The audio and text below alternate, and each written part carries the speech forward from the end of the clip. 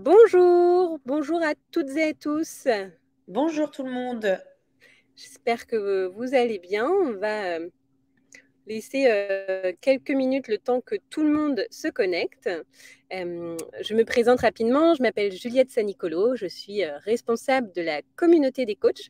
Et ce soir, on a le plaisir d'accueillir Sarah avec nous, qui est coach sportive et qui va pouvoir répondre à toutes nos questions sur ce métier. Moi, je me suis toujours posé 1000 questions justement sur les coachs sportifs. Donc, merci beaucoup, Sarah, d'être avec nous ce soir. Avec grand plaisir. Donc, avant tout, ce live, il est pour vous, pour nos participants. Donc, n'hésitez pas également à poser toutes vos questions directement dans l'onglet questions ou sinon dans le chat et je modérerai au fur et à mesure. Je vais poser la première question qui est peut-être une question mais qui est assez classique finalement, Sarah, c'est quel a été ton parcours et qu'est-ce qui a fait que tu en es arrivée à exercer ce métier? Alors, j'ai toujours été sportive. Mes parents ont toujours été sportifs. Euh, et c'est vrai que du coup, j'ai fait des études de STAPS, donc un parcours voilà, assez classique, donc sciences et techniques des activités physiques et sportives. Et ensuite, j'ai travaillé pendant 6 ans avec ma tante, qui a un centre de coaching et d'amincissement sur Brest, parce que je suis du Finistère. Et après, j'ai voulu voir autre chose dans ma vie et du coup, je suis partie en restauration, donc rien à voir. Et ensuite, j'ai découvert le parcours chance et dans un moment de ma vie où j'étais un petit peu perdue et finalement, ben, avec ma coach, on a fait le point sur ce que je voulais vraiment. Et aujourd'hui, bah, c'est vrai que le coaching sportif, c'est ce qui m'anime. Donc, pourquoi le côté coaching sportif? Bah, parce que on donne aux autres et on reçoit beaucoup. Et donc déjà ça fait ça fait partie, je trouve que du métier. Et c'est un super métier. J'adore, j'adore. En effet, on voit que tu as les étoiles dans les yeux quand tu en parles. Tu l'exerces depuis combien de temps? Donc ça fait un peu plus de 8 ans maintenant, sachant que j'ai une petite pause, mais donc un peu plus de 8 ans. Donc j'ai fait 6 ans avec ma tante et ensuite après, donc voilà, je suis partie et je suis revenue, bon, on va dire ouais, 7-8 ans. Parce que du coup, je suis revenue il y a un an sur Brest et c'est là où j'ai commencé à travailler donc à l'Orange Bleu à 35 heures, donc en tant que salarié. Et à côté, je faisais du coaching sportif, mais à mon compte en tant qu'entrepreneur. Et depuis une semaine, donc je suis trop contente parce que depuis une semaine, je suis passée à mi-temps. Donc je suis passée à mi-temps à l'Orange Bleu, mi-temps coaching à domicile et en entreprise. Ok, d'accord. Bah, merci beaucoup. Alors, on a une première question de Dimitri. Est-ce que c'est obligatoire de faire STAPS ou le BPJEPS? J'ai réussi à dire la Oui, alors ça se dit BPGEPS ou sinon en plus BPJEPS. facile. BPGEPS. Au niveau de Euh, la formation, du coup. Du coup, c'est vrai qu'il faut avoir une carte quand même d'éducateur sportif si on veut exercer. Après, j'ai une amie qui, elle, a fait un CQP en 6 mois. C'est activité de la forme, je crois. Mais avec un CQP, on peut exercer. En tout cas, moi, j'ai fait STAPS et franchement, c'est top. Après, ça reste la fac. Donc, il faut quand même se cadrer et le BPGEP, c'est sur un an. Après la fac, c'est sur 3 ans ou 5 ans. Et moi, j'ai une licence entraînement et j'ai une licence aussi en sport adapté. J'avais fait une spécificité aussi en sport adapté derrière, quoi. Ok. Et donc, le CQP, c'est le certificat de qualification professionnelle? Ça. Et alors ça, par contre, je connais moins.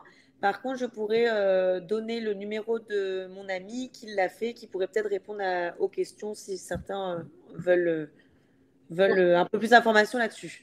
Ok, ben en effet, ça m'a l'air d'être un format beaucoup plus court en 6 mois Oui, ouais. que les deux autres. Et est-ce que, du coup, moi, ça m'a posé une question quand tu as présenté ton parcours de à la fois tu travailles à l'Orange Bleu en tant que salarié et à la fois tu es auto-entrepreneur. Oui. Est-ce que c'était OK et ça a été facile de négocier avec l'Orange Bleu que, bah, en effet, tu es salarié chez eux, mais à côté, tu as toujours le droit de faire ton activité d'auto-entrepreneur, de coach sportif? Bah oui, parce que de toute façon, à l'Orange Bleu, enfin, on a, alors moi après ça, c'est avec l'Orange Bleu dans lequel je travaille, j'ai eu le droit en tout cas à faire, enfin, de faire les deux, avec une lettre qui atteste que je fais de l'auto-entreprise à côté. Et en fait, ce qu'ils m'ont bien dit, c'est que c'est deux choses différentes.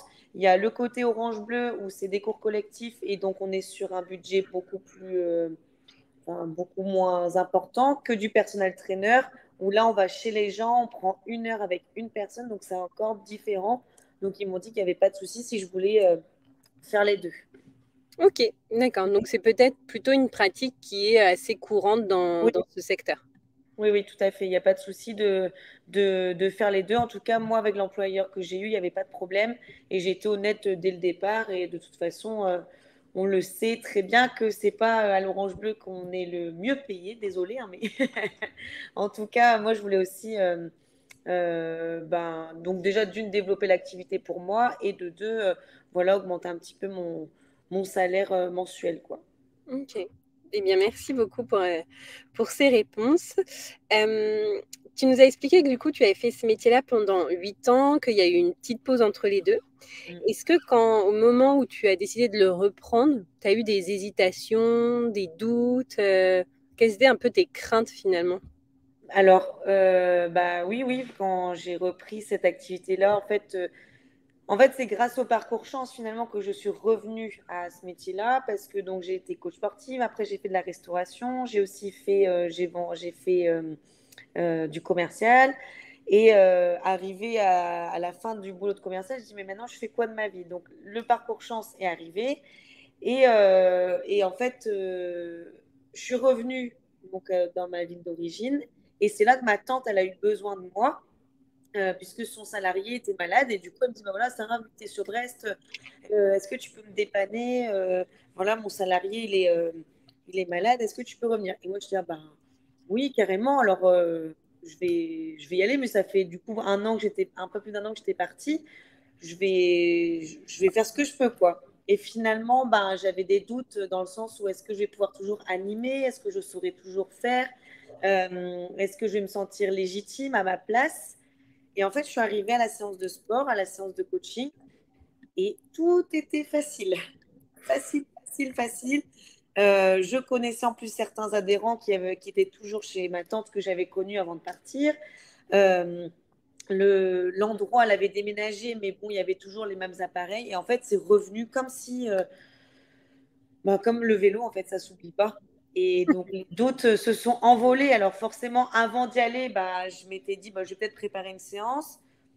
Et finalement, je lui ai dit non, je vais y aller en mode on verra bien. Et ça s'est super bien passé. Et les doutes se sont envolés dès que j'ai passé la porte, quoi. Super, ok. Mm. Comme quoi, c'était une évidence, quoi. C'était au bon endroit. Voilà. Après, on a toujours forcément le doute de ben, est-ce que je suis légitime, un peu le syndrome de l'imposteur. Est-ce que, vu que ça fait 1 an que j'ai pas exercé, est-ce que je suis toujours légitime d'exercer ce métier-là? Et finalement, avec l'Orange Bleu, on a des formations aussi, donc les cours collectifs, on les apprend grâce à une plateforme qui nous donne, sur laquelle on peut se connecter. Donc, on revoit des cours collectifs. Moi, j'avais jamais fait de cours collectifs en salle de sport, hein. C'était vraiment du coaching personnalisé quand je travaillais en famille. Et donc, moi, je suis arrivée dans un monde que je connaissais pas forcément. Et finalement, bah, il suffit juste, je pense, d'aimer ce qu'on fait. Du coup, on transmet notre passion et les gens bah, apprécient aussi la séance. Et même si c'est pas comme le cours où on nous a appris comme ci, comme ça, même si on met un peu de fun, en fait, les gens, ils savent ce qu'ils aiment. Et du coup, voilà, quand on voit qu'on est passionné, ça se ressent et les gens, ils reviennent à nos cours pour ça aussi, quoi. Ok, merci beaucoup. On a une question de Sarah qui, je trouve hyper intéressante. C'est bah, finalement comment tu arrives à gérer ton énergie quand tu as deux activités et qui en plus bah, nécessitent beaucoup d'énergie en termes de sport. Alors, de base, je pense que je suis quelqu'un qui a beaucoup d'énergie. Mais ça, de base, ça fait partie de la famille, c'est dans les gènes. Après, avec le sport, il faut quand même avoir une hygiène de vie globalement saine, même si j'adore l'apéro et qu'on adore tout ça. J'essaie quand même de bien dormir, d'avoir au moins 8 heures de sommeil, voilà. Et après, ça se gère bien puisque les cours collectifs à l'Orange Bleu, c'est pas que des cours où on va faire avec eux, ça va être des cours qu'on va donner, donc on va coacher. Et après, on a aussi des cours là où on donne et c'est à nous de gérer notre intensité sur le long terme. Après, j'ai presque 30 ans, bientôt dans moins de 15 jours. Du coup, je sais que je ne ferai pas ça encore longtemps. Pour l'instant, ça le fait parce que j'arrive à... Justement, je suis passée à mi-temps, donc j'ai moins de cours collectifs à donner. Donc, physiquement, ça tient. Je pense qu'après, arriver à un peu plus de 30 ans, de faire que ça, c'est peut-être un peu compliqué, même si on a une bonne énergie et que le physique tient. Il faut aussi pouvoir faire du sport pour soi et se reposer pour récupérer, c'est hyper important aussi, quoi. Super. Merci Mm. beaucoup pour cette franchise et cette honnêteté. On a des questions qui sont intéressantes. Il y a Achini qui pose combien d'heures de sport par jour tu es amené à donner, justement? Bah, si je suis à 35 heures à l'Orange Bleu, ça peut être 4 cours collectifs d'affilée. Mais par exemple, ça va être, si je prends une grosse soirée, ça va être 45 minutes de biking, donc 45 minutes de vélo. Donc là, je suis avec eux. Ensuite, derrière, on va dire une demi-heure d'abdos fessiers. Donc là, moi, je prépare mon cours et là, je vais les corriger. Donc, il y a une vingtaine de personnes. Donc là, je ne fais pas avec eux puisque je me prends cette demi-heure-là pour bien corriger les postures. Et après, il y a le combat. En tout cas, nous, c'est comme ça. Après, dans d'autres oranges bleues ou dans d'autres salles, c'est différent. Et là, le combat, je vais le faire avec eux. Mais par contre, c'est pareil, je vais commencer à montrer les mouvements. Une fois que je les ai lancés, bah, là, ça va être à les corriger, leur remontrer. Et puis, bah, du coup, c'est à moi de temporiser mon énergie, quoi. Donc, Mhm. mais il y a des jours, bah, ça va être, voilà, ça va être surtout ça ma grande journée. Mais par contre, il y a des fois aussi où je fais mes propres cours, mes propres séances pour moi personnelles. Donc, je fais du CrossFit à côté.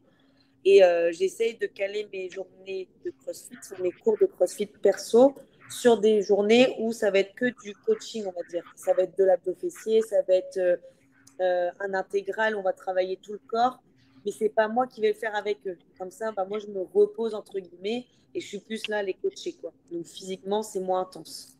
C'est un petit peu d'organisation. Ok, oui, oui, oui.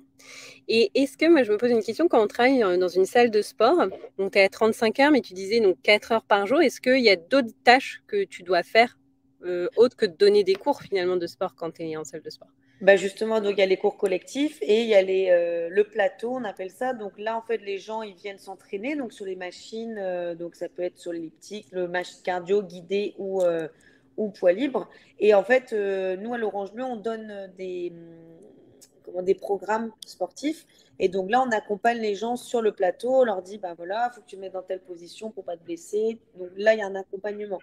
Mais c'est vrai qu'après, une fois qu'on est sur le plateau, que tout le monde a fait son parcours et que tout le monde connaît, bah, ça va être soit on va aller voir les gens pour voir s'ils ont besoin d'un coup de main pour tel ou tel exercice. On va aussi faire du relationnel parce que c'est hyper important, mais ça, c'est aussi avec l'expérience que je l'ai appris que les gens, ils ont besoin de ne pas être des numéros. Il y en a d'autres qui vont avoir leurs écouteurs et qui ne vont pas vouloir discuter parce qu'ils sont dans leur séance. En plus, bon, bah voilà, si moi je commence à parler, après je leur pète leur séance. Donc, des fois, je me dis, voilà, je te laisse bosser parce que sinon, c'est un coup à ce que tu finisses pas ta séance. Après, il y a les tâches ménagères. Forcément, bah, nous, on doit passer voilà, dans les douches, dans les toilettes. Euh, on peut aussi faire des jeux concours, on peut poster des choses sur Instagram. Voilà, après, chaque Orange Bleu a son identité, puis sa dynamique. Et ça va dépendre vraiment de l'entreprise, quoi. Ok, Mm. merci beaucoup pour cette réponse. On a une question de Dimitri qui est assez large, mais qui peut être intéressante. C'est qu'est-ce que le sport pour toi? Qu'est-ce que le sport pour moi? C'est se dépasser et c'est donner l'envie aux autres aussi de se dépasser, tout en prenant en compte les fragilités, les besoins, les objectifs de chacun. Ok. Parce que, bah, par exemple, là, si je prends mon cas personnel, je vais avoir des clients donc en auto-entreprise qui vont plutôt avoir un objectif perte de poids. Donc là, il y aura l'alimentation aussi, parce que je fais une formation nutrition à côté. Mais il y aura aussi, bah, du coup, des exercices plus intenses.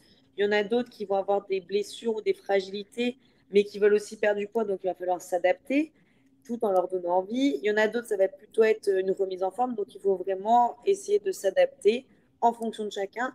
Et c'est ça qui peut être un peu compliqué des fois, c'est quand Moi, je suis quelqu'un qui aime bien rentrer dedans, donc bien me faire mal. Des fois, je vais avoir le sentiment que les gens se donnent pas à fond, mais il faut pas que ça soit. Il faut que, il faut bien, enfin comment dire, il faut que je me mette à la place des autres. Il faut pas que je me mette à ma place moi. Donc si eux ils sont à fond comme ça et que ça leur convient, tant mieux. Ça c'est Super. avec le temps qu'on apprend. Oui, et qu'on arrive à doser si réellement la personne est réellement à fond ou pas du tout finalement. Ouais, c'est ça. Ok, d'accord. Et moi, ça m'intéresserait aussi, tu as commencé à y répondre dans la première réponse que tu as donnée, c'est finalement quel sens tu trouves dans ta vie professionnelle, dans ton métier. Sachant que pour nous, chez Chance, le sens, c'est un peu un alignement de plusieurs choses. C'est pas uniquement la finalité, mais ça va être, par exemple, j'ai du sens dans mon métier parce que j'ai du temps pour ma famille, j'ai du sens dans mon métier parce que j'aime transmettre et finalement, en donnant mes cours de sport, bah, je transmets. Donc, voilà, c'est plutôt par l'action que j'exécute. Est-ce que voilà, tu aurais, voilà, pour toi, c'est quoi le sens du métier que tu exerces aujourd'hui? Le sens déjà, c'est de faire bouger les autres. Ça, je trouve ça génial dans un moment convivial. Moi, je pars du principe que c'est hyper important de faire du sport, mais que ça doit rester un plaisir et que si on doit sortir des sentiers battus et qu'on doit déconner, que l'exercice, des fois, bon, il est fait, mais pas forcément justement à fond, comme on disait, mais c'est pas grave. Voilà, que les gens ils passent un bon moment et c'est ce que, en tout cas, j'essaie de transmettre. Ensuite, le sens, c'est qu'aujourd'hui, donc, j'ai réussi à passer à mi-temps pour me dégager plus de temps aussi pour moi et gagner normalement mieux ma vie aussi. Alors, je suis au début, mais voilà, c'était un de mes piliers quand j'ai fait le parcours chance, c'était de gagner ma vie avec un certain montant qui, moi, me paraît juste, tout en allant voilà, travailler dans le domaine qui me plaît. Et le troisième sens, je dirais, c'est euh, que j'ai pas l'impression de travailler en fait. Donc, c'est moi, je souhaite à tout le monde je souhaite vraiment à tout le monde de trouver sa voie et de kiffer, quoi. Moi, enfin, voilà, c'est peut-être un peu familier, mais je kiffe ma life, quoi. Je kiffe ma life. J'ai pas les mêmes journées. Je vais avoir une journée avec du coaching à domicile, avec de la formation nutrition, du CrossFit. Le lendemain, je vais être en live avec Chance. Ensuite, je vais avoir voilà, pareil, de l'orange bleu.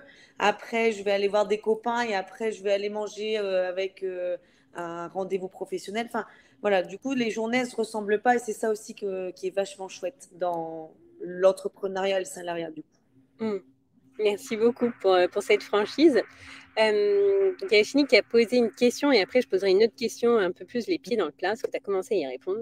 La question d'Achini, c'était, tu disais de ne pas vouloir continuer à faire ce métier plus tard et du coup, quelles sont les possibilités d'évolution finalement? Alors, le métier de coach sportif, si, mais pas le métier de coach sportif en salle. Donc, Mm. c'est-à-dire donner des cours collectifs sur le long terme parce que ça use. Mais par contre, pourquoi pas plus tard monter une entreprise voilà, de coaching, juste une petite salle de sport. Voilà, je vois gestion de salle de sport par Exactement. exemple. Ouais, tout à fait. Ça peut être ça, mais ça peut être pour l'instant le coaching à domicile. Ça reste du coaching, donc il n'y a pas forcément.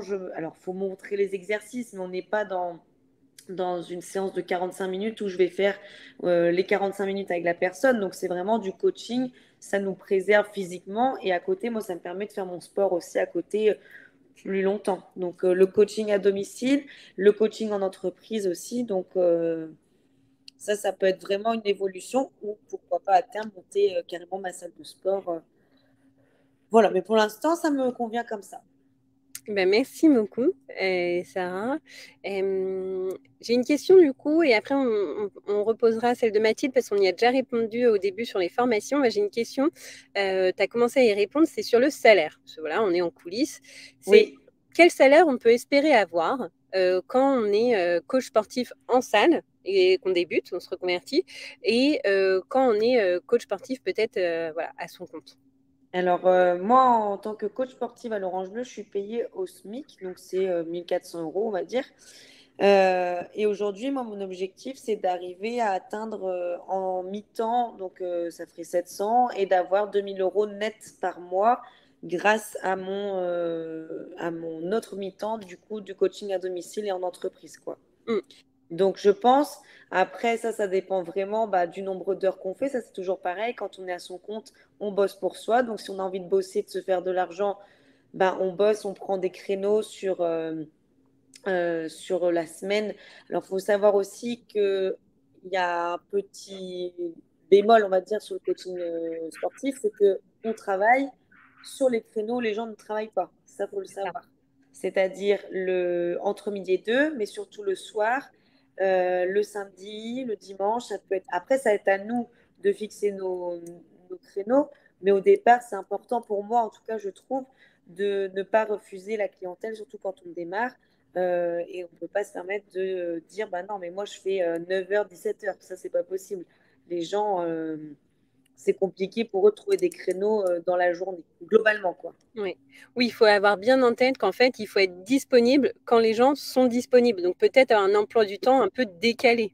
Exactement. Donc là, par exemple, cet après-midi, bah, j'avais pas de coaching à domicile puisque les gens travaillent. Mais là, ce soir, bon, j'ai eu des annulations, mais j'aurais dû finir à 21h avec des coachings à domicile, quoi. Mm. Voilà. Mm. Parce que c'est un choix aussi. C'est un Mm. choix aussi. Mais par contre, il y a des fois où il y a des semaines, et ben, je vais dire, bah non, mais là, je vais me prendre un week-end.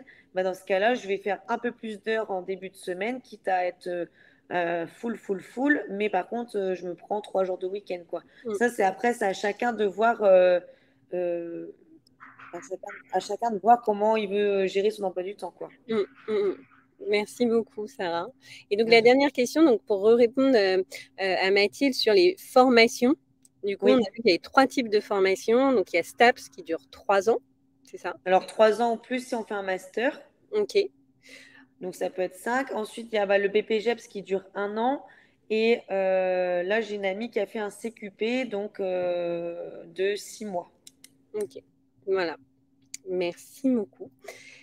Est-ce que peut-être une personne a encore une dernière question pour Sarah? Sinon, moi, je peux en avoir d'autres. Mais en tout cas, c'est un super métier. Je suis vraiment trop contente d'être revenue à ce métier-là. Voilà, par contre, faut aimer les gens sincèrement, faut être à l'écoute, il faut toujours essayer de les pousser, aussi de les rassurer. Il faut aussi être pédagogue, leur dire, bah, par exemple, si on voit qu'ils ont augmenté leur charge sur certains exercices, je trouve que c'est important de le dire aussi et de toujours essayer de les pousser, les tirer vers le haut, quoi. Super. Eh ben, Ouais. merci beaucoup. Moi, j'ai une dernière question. Du coup, Oui, Sarah, tu nous as parlé de ta tante. En oui. fait, c'est finalement cet événement ou cette personne qui t'a fait relancer, ou qui t'a fait replonger dans ce métier. Est-ce que tu penses s'il n'y avait pas eu ta tante, tu y serais retournée ou pas? Du moins, cette opportunité. C'est une bonne question. Bah, je pense que oui, mais peut-être pas aussi rapidement. Peut-être que j'aurais encore bifurqué sur un autre métier. Et en même temps, le parcours chance m'a vraiment aiguillée là-dedans. Donc, c'est un peu, ouais, c'est compliqué de répondre à cette question, mais c'est vrai que ça a été quand même l'élément déclencheur qui a permis de me rebooster dans cette voie-là. Ouais, ça c'est sûr. Mm. Ok, super. Eh ben, écoute, merci beaucoup pour l'ensemble de ton partage. Merci surtout d'avoir répondu aux questions avec une grande franchise. Je vais Avec- partager, si tu es d'accord, ton profil LinkedIn Oui, sur le chat pour que les personnes puissent, si elles souhaitent, continuer l'échange et te poser des questions. il n'y a pas de souci. Moi, je réponds avec grand plaisir. J'ai eu plusieurs personnes d'ailleurs du parcours chance à m'appeler sur le métier de coach sportif. Donc, n'hésitez pas à me contacter. Moi, je répondrai avec grand plaisir à vos questions, vos interrogations en privé si vous préférez. Et enfin, je suis tellement passionnée que n'hésitez pas. Vraiment, je répondrai avec grand, grand, grand plaisir. Ok. Eh ben, merci beaucoup, Sarah. Et merci à toutes et à tous de vous être connectés. Je vois la dernière question de Dimitri, peut-être rapidement, sur une journée d'immersion. Oui, non, est-ce que c'est possible? Est-ce que c'est difficile à organiser? Oh non, je pense que tout est possible, hein. Je pense qu'il n'y a vraiment pas de souci. Au contraire, faut tester. Je pense qu'il faut au contraire aller voir ce que c'est la réalité du terrain avant de se lancer. Mais non, non, pour moi, c'est OK, il n'y a aucun problème. Et c'est même clé de tester les choses, en tout Oui, cas. tout à fait, tout à fait. Eh bien, merci à toutes et à tous. Je vous souhaite une excellente fin de journée. Bon Merci courage à Sarah, tout pour le monde. du coup, tes coachings qui arrivent. Et puis, Oui, merci Juliette. on Et se puis dit à merci à très vite. tous pour vos questions. Et n'hésitez pas, je reste disponible. Merci. Au revoir. Merci, au revoir.